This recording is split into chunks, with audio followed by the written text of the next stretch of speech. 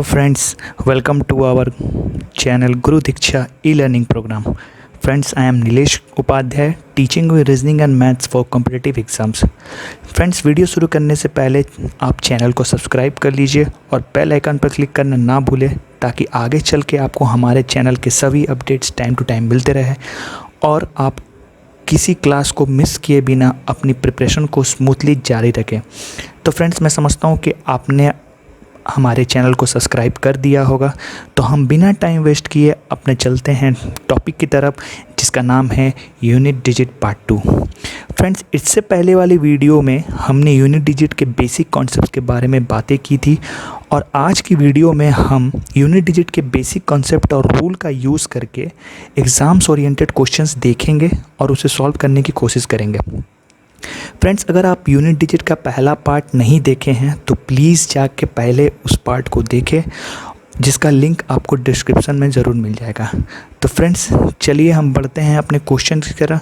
ये मैंने क्वेश्चंस के जो क्वेश्चंस मैंने सेलेक्टिव क्वेश्चंस लिए गए हैं, ये जनरली एग्ज़ाम्स में पूछे गए हैं।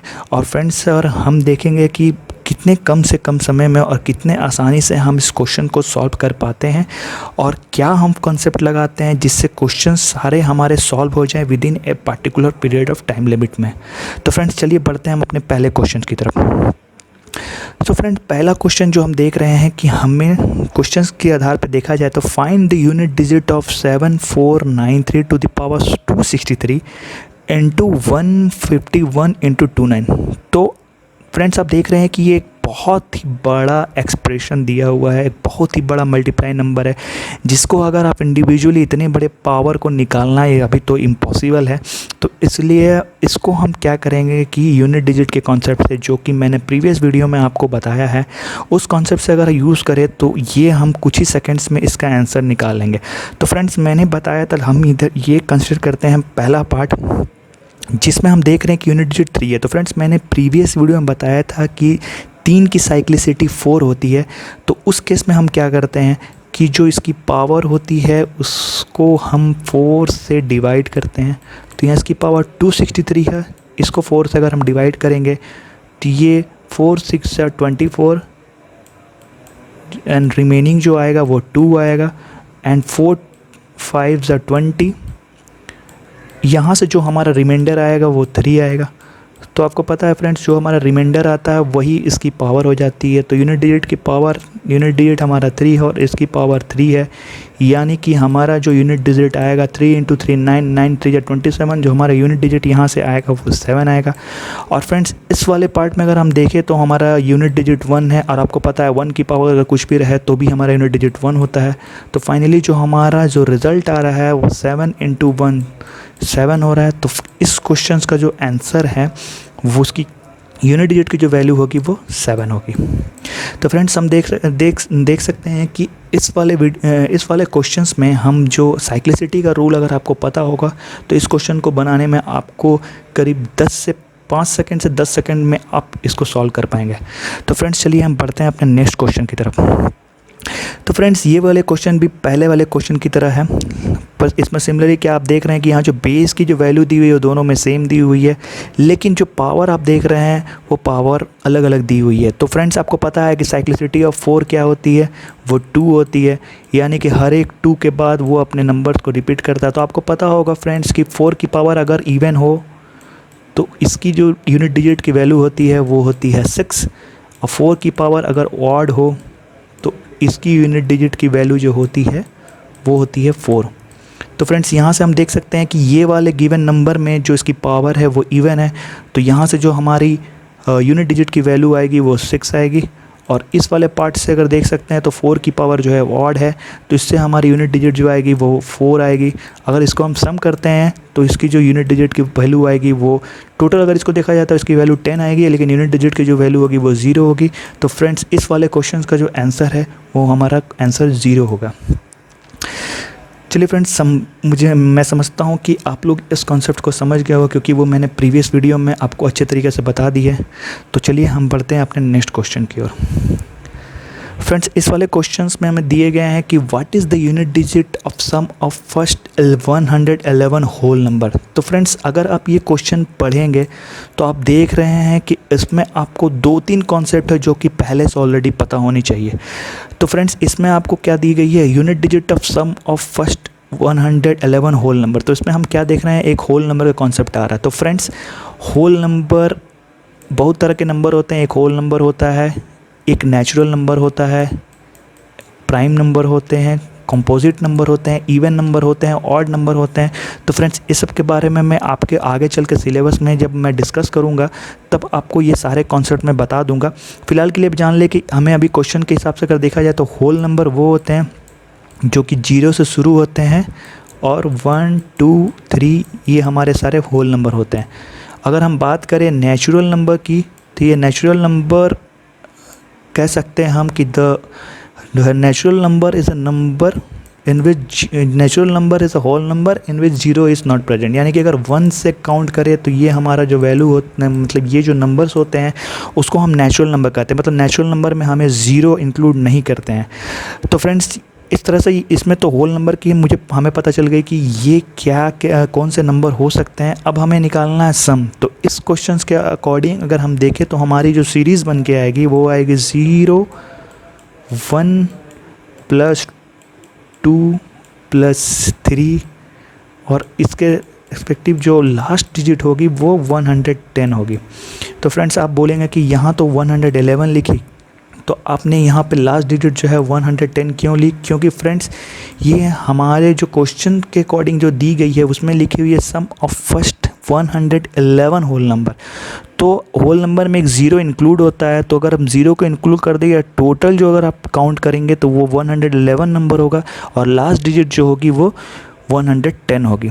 तो फ्रेंड इस तरह के सीरीज़ को सॉल्व करने के लिए हम एक कॉन्सेप्ट पढ़ते हैं जो कि हम आगे चल के पढ़ेंगे। वो एपी का कॉन्सेप्ट होता है जिसको कहते हैं अर्थमेटिक प्रोग्रेशन। अर्थमेटिक प्रोग्रेशन एक तरह का प्रोग्रेशन है जिसमें 3 तरह के टर्म यूज़ होते हैं जिसको हम रिप्रेजेंट करते हैं ए, डी एंड एन से। तो फ्रेंड्स ए जो होता है वो फर्स्ट जो एक्सप्रेशन का एलिमेंट होता है उसे हम ए कहते हैं। डी जो होता है 2 एक्सप्रेशन के बीच में जो कॉमन डिफरेंस होता है उसको हम डी से इंडिकेट करते हैं जिसका नाम है कॉमन डिफरेंस। और एन जो होता है वो होते हैं टोटल नंबर ऑफ़ टर्म्स जितने हैं, टोटल नंबर ऑफ़ टर्म्स। तो फ्रेंड्स इसके डिटेल वे में जब हम अर्थमेटिक प्रोग्रेशन के चैप्टर पे आएंगे, अर्थमेटिक प्रोग्रेशन जो तब हम इसके डिटेल्स से बात करेंगे। फ़िलहाल अभी हम क्वेश्चन पे आते हैं। तो हमें इसका सम निकालना है। तो अकॉर्डिंग टू फार्मूला जो सम ऑफ सीरीज़ होती है उसका जो फार्मूला होता है वो n/2 whole bracket 2a + n-1 into d. तो फ्रेंड्स यहाँ इस फार्मूला से अगर हम जाएं तो हमारे पास सारे चीज़ अवेलेबल हैं। तो हम इस फार्मूला में पुट करके जो सम ऑफ सीरीज़ की वैल्यू है वो निकालेंगे। तो फ्रेंड्स हमें पता है कि नंबर ऑफ़ टर्म्स कितने हैं, तो 111 है। उसको हम 2 से डिवाइड कर दिए। यहाँ फ्रेंड्स अगर ए की बात करें तो हमारा फर्स्ट एलिमेंट जो है वो 0 है, तो अगर 0 यहाँ लिख दिए। यहाँ फ्रेंड्स हमें पता है कि n की वैल्यू है 111 - 1 और जो कॉमन डिफरेंस यानी ये 2 टर्म के बीच का जो डिफरेंस है, हर एक 2 टर्म्स का इंडिविजुअल जो डिफरेंस है वो 1 है, आपको हर जगह दिख रहा है। तो वो कॉमन डिफरेंस होता है जिसको हम 1 लेते हैं। तो फ्रेंड्स इसको हम सॉल्व करेंगे तो हमारे पास जो फाइनल आंसर आएगा वो 111/2 इंटू, यहाँ से सॉल्व करेंगे तो 111 - 1 ये 110, 2 × 0 = 0। सो हमारा फाइनल जो वैल्यू आएगा 110 यहाँ से होगा। अगर 2 से इसको कैंसिल करें तो हमारा जो वैल्यू होगा वो 55 होगा। तो फ्रेंड देख सकते हैं कि 11 × 55 कोई भी नंबर जिसका यूनिट डिजिट 5 है और यहाँ 1 है तो इसका जो यूनिट डिजिट की वैल्यू होगी वो 5 होगी। तो इस क्वेश्चन का जो आंसर होगा फ्रेंड्स वो 5 होगा। तो फ्रेंड्स आप ये कॉन्सेप्ट को समझ गए होंगे। इसके लिए आपको बेसिकली 3 चीज़ें पता होनी चाहिए। पहले पता होना चाहिए कि होल नंबर्स होते क्या हैं। दूसरी पता चलती है कि ये एपी में है या जीपी में है या एपी होते क्या हैं। एपी अगर आप जानते हैं तो आपको याद होना चाहिए कि इसके फार्मूला क्या है जिससे हम सम निकाल पाएँ। तो फ्रेंड्स अगर आप ये जानते हैं तो अच्छी बात है, अगर नहीं जानते हैं तो हम लोग आगे चल के इस वाले टॉपिक को अलग से एक चैप्टर बना के कवर करेंगे, जिसमें आपको सारे इसके जो रिगार्डिंग डाउट है वो क्लियर हो जाएंगे। तो फ्रेंड्स हम चलते हैं अपने नेक्स्ट स्लाइड की ओर। अब फ्रेंड्स हम बात करते हैं ये क्वेश्चन की, जिस क्वेश्चन में दी गई है if the unit digit of 433 into 456 into 43n, n जो है वो इस वाले नंबर की यूनिट डिजिट दी गई है, इस n+2 what is the value of n। तो फ्रेंड्स हमें इन्हें इस n की वैल्यू जो कि इस वाले n का यूनिट डिजिट है उसकी वैल्यू निकालनी है। तो फ्रेंड्स अगर हम क्वेश्चन की तरफ से जाएँ तो हम यूनिट डिजिट कंसिडर करते हैं, तो इस वाले एक्सप्रेशन जो दी हुई मल्टीपल है इससे हमारी यूनिट डिजिट की वैल्यू क्या आती है। तो अगर हम इंडिविजुअल यूनिट डिजिट ले तो 3 इंटू 6 इंटू n, जो इसकी वैल्यू होती है फ्रेंड्स वो होती है 6 3 18। तो इससे अगर वैल्यू 18 आती है तो और ये n, यानी कि हम जो वैल्यू लेंगे वो यूनिट डिजिट लेंगे, इसको हम फाइनली लिख सकते हैं 8n। और अकॉर्डिंग टू क्वेश्चन ये दी गई है कि जो हमारी जो यूनिट डिजिट है यानी 8 इंटू n, जो हमारी यूनिट डिजिट है वो n+2 के बराबर है। तो फ्रेंड्स ऐसा नहीं है कि ये एक इक्वेशन बन गया और आप इस n को इधर पुट कर देंगे और जो वैल्यू है वो निकाल देंगे, तो ये हमारा गलत कॉन्सेप्ट है, क्योंकि ये कहीं नहीं दी हुई है। ये दी हुई है कि अगर इस वाले n की वैल्यू को अगर n+2 के थ्रू में रिप्रेजेंट करते हैं तो n की वैल्यू क्या है। तो फ्रेंड्स इसमें हम क्या करेंगे, hit and trial method use करेंगे। हम n के वेरियस वैल्यूज़ को पुट करके देखेंगे कि किस वाले वैल्यू में ये दोनों सेटिस्फाई होते हैं। जैसे कि n की वैल्यू 1 रखते हैं तो ये होता है 8 और इस तरफ हमें मिलता है 3, तो ये वाली वैल्यू सेटिस्फाई नहीं कर रही है। सिमिलरली अगर हम n की वैल्यू 2 रखते हैं तो ये वाली वैल्यू होती है 16 और ये वाली वैल्यू होती है 4, तो भी हमारी यूनिट डिजिट सेटिस्फाई नहीं हो रही है, तो ये वाली भी वैल्यू नहीं है। सिमिलरली अगर हम n की वैल्यू 3 रखते हैं तो ये वाली वैल्यू होती है 24 और ये वाली वैल्यू होती है 3 2 + 5। तो यहाँ भी देख रहे हैं कि यूनिट डिजिट सेम नहीं है, तो ये वाले भी वैल्यू नहीं होगी। n की वैल्यू अगर हम 4 रखते हैं तो ये वाली जो वैल्यू होती है वो 32 होगी और ये वाली जो वैल्यू होगी वो 426 होगी, तो ये वाली वैल्यू हम कंसिडर नहीं करेंगे। सिमिलरली n की वैल्यू अगर हम 5 रखते हैं तो आपको पता है कि n की वैल्यू अगर 5 रखेंगे तो ये वाली वैल्यू हो जाएगी 40, यानी इसकी यूनिट डिजिट 0 और ये वाली वैल्यू हो जाएगी 7, तो ये भी कंसिडर नहीं है। अब आते हैं हम n की वैल्यू अगर 6 रखते हैं तो यहाँ से इसकी वाली जो वैल्यू होती है वो 48 होती है और यहाँ पर अगर 6 रखते हैं तो 6 + 2 8 होती है। तो फ्रेंड जैसे कि आप देख सकते हैं कि यहाँ यूनिट डिजिट 8 है और यहाँ भी यूनिट डिजिट हमारी 8 आ रही है, यानी कि ये जो n की वैल्यू 6 है उसमें ये वाली इक्वेशन सेटिस्फाई कर रही है। सो गिवन जो क्वेश्चन है उसकी n की वैल्यू जो होगी वो 6 होगी। अगर फ्रेंड्स आपको इसको समझने में अगर कठिनाई हो रही है तो मैं एक बार फिर से समझा दूं। फ्रेंड्स हमें इस वाले गिवन मल्टीपल में n की वैल्यू दी गई है जो कि n+2 कंसिडर कर रहे हैं यहाँ क्वेश्चन में, तो पूछ रहा है कि n की वैल्यू कितनी होगी। तो फ्रेंड्स इस वाले जो दी गई मल्टीपल में हम इंडिविजुअल हर एक की यूनिट डिजिट लेते हैं, तो अगर हर एक की यूनिट डिजिट लेंगे तो इससे 3 लिया हमने, इससे 6 लिया हमने और इससे n लिया, क्योंकि n इस वाले नंबर की यूनिट डिजिट दी गई है। तो n को अगर लेते हैं तो इसे अगर हम सॉल्व करते हैं तो फाइनली हमारा जो जैसे 6 3 या 18 तो हम 8 लेते हैं, उस तरह अगर इसको मल्टीप्लाई करते हैं तो हमारी जो वैल्यू होती वो हम यूनिट डिजिट लेते हैं। यहाँ पर जो वैल्यू है अननोन है तो 8 इंटू n को हम पूरा यूनिट डिजिट कंसिडर करके चलते हैं और यहाँ पर जो है अकॉर्डिंग टू क्वेश्चन ये बोली गई है कि n+2 के बराबर है। फ्रेंड्स इसे हम इक्वेशन बिल्कुल नहीं कंसिडर करेंगे, इसे एक तरह का हम समझ रहे हैं कि एक्सप्रेशन दी हुई है जिसमें हमें एक पर्टिकुलर वैल्यू निकालनी है जिसमें ये दोनों वैल्यू सेटिस्फाई होंगे।